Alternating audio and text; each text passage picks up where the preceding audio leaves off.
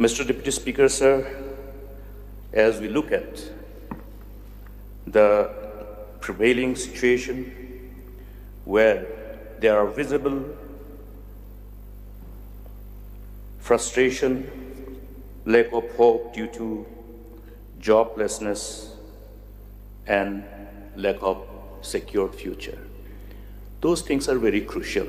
When we talk about sustaining peace, these are very important. And we must appreciate the people of the state who have collectively put their efforts together in restoring peace in this state, keeping in mind the kind of turbulent years that we have gone through in the past because of number of militant outfits and innumerable record of criminal activities that resulted in dislocations of people's livelihood, including suffering and loss of lives of many innocent people. I would like to remind the government of certain few pending things which the government should take cognizance of as we revisit the earlier efforts of the government to restore peace in the state, in order to ensure that there's a trust and confidence whenever state embarks upon a strategy to restore peace. We appreciate the fact that the state is embarking upon an initiative for negotiated and political settlement with HNLC. The trust and confidence on the system and the government is crucial in this regard. We must demonstrate through action that we can be trusted. That's precisely the reason why we raised the issue pertaining to the incident on the 13th of August. I think government should have taken cognizance of the report of the Commission of Inquiry by Justice Pai, because the criminality will have to be determined by the court. And therefore, the further course of action to that regard will instill trust and confidence amongst the people, which is crucial. Similarly, Mr. Deputy Speaker, sir, there are a number of pending issues. I was confronted by some of the aggrieved members of the GNLA, the then GNLA, who have agreed to accept the offer of the government to withdraw themselves from the then banned terrorist organization and be part of the government's rehabilitation package, wherein they were advised and encouraged to take advantage of the government's policy and schemes to assimilate themselves with the national mainstream and be part of the growth story of the state and contribute effectively to that effect. Now, there was a program initiated by the state government. In addition to the rehabilitation package which was offered to the NBC based on the tripartite agreement by Government of India and state government with the then NBC.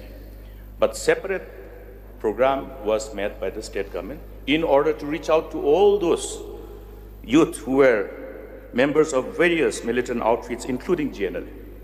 And as I am made to understand that quite a number of these cadres who have agreed to come overground and be part of this program have not received the kind of support that was part and parcel of the program. So I would like the government to look into this, review this, and ensure that whatever is required to be completed in regard to completion of this whole package to these surrendered members of the different outfits must be completed.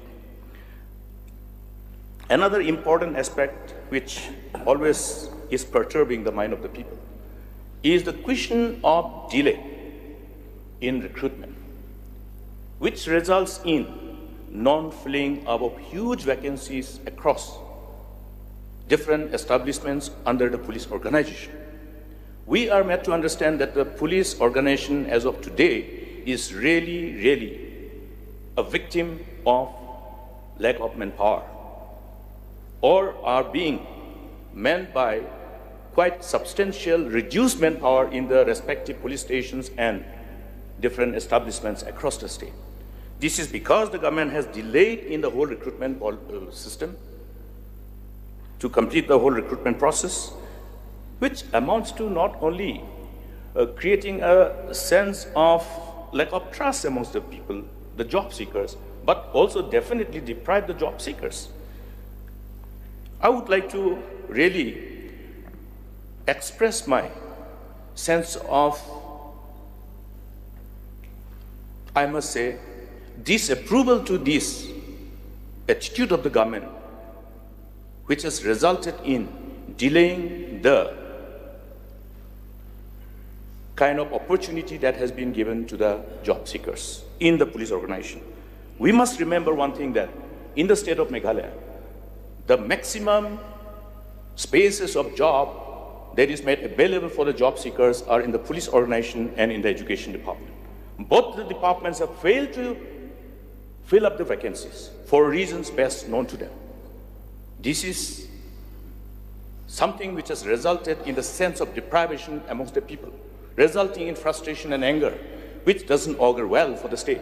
Therefore, when we look at the peace and tranquility from future perspective, we must understand the magnitude of the kind of frustration to which the youth are subjected to because of insensitivity of a government of the day.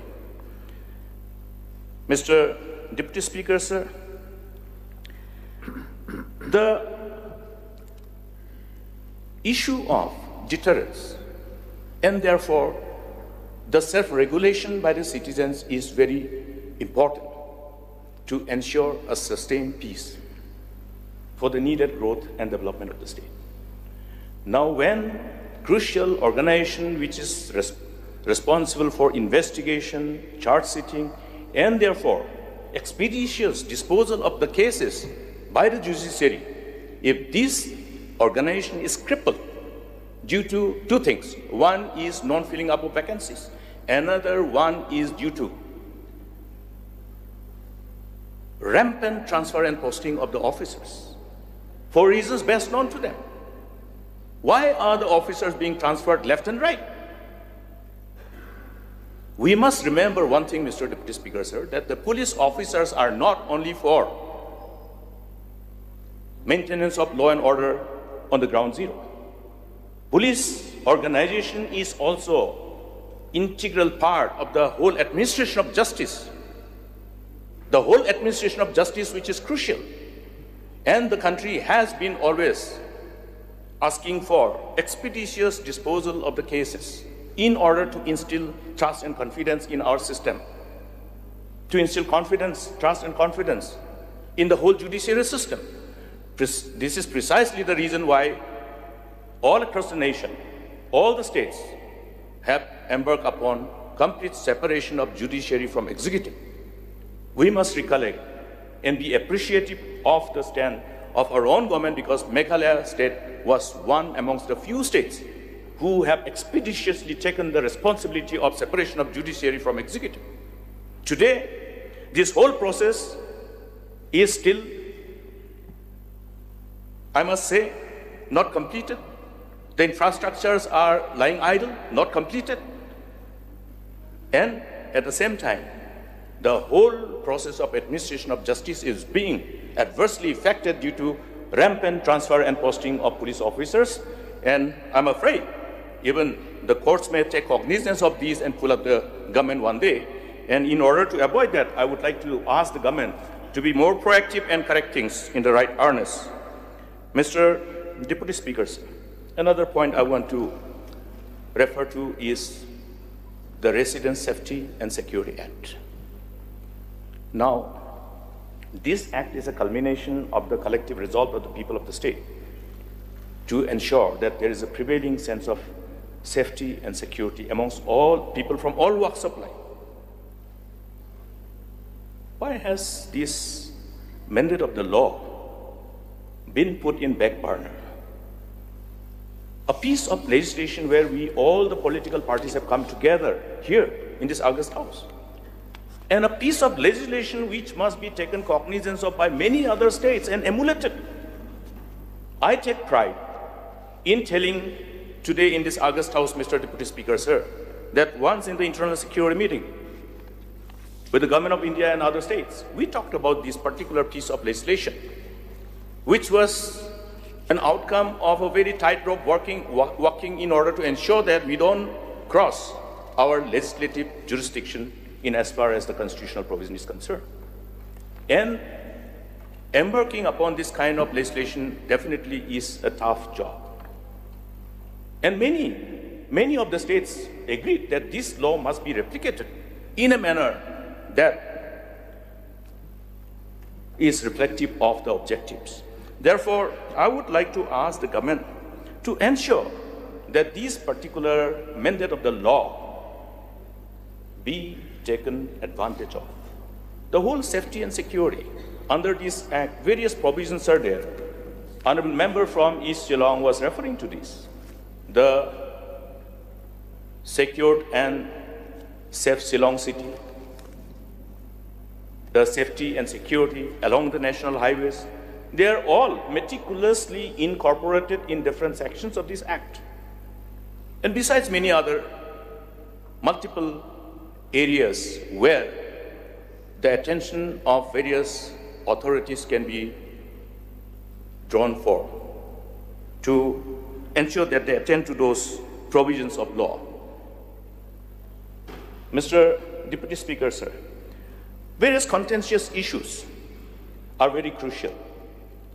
We cannot, as a government, create a situation where government of the day is not concerned about the sensitivity pertaining to various contentious issues. All these contentious issues are the cause of grievances, frustration, and the resultant anger and the resultant rebellion if we go by the history. History not only within the state of Meghalaya, but across the globe. Therefore, taking cognizance of this historical background pertaining to not only state of Meghalaya, but the whole across the globe, government must demonstrate certain amount of responsibility towards resolving various contentious issues in the right perspective, wherein people feel that, yes, they have been taken on board and they have been part and parcel of the whole resolution of any conflict. Because in absence of that, it will leave behind a sense of oppression, suppression, and therefore will be a recipe for lawlessness and ultimate derailment of the peace that we have restored.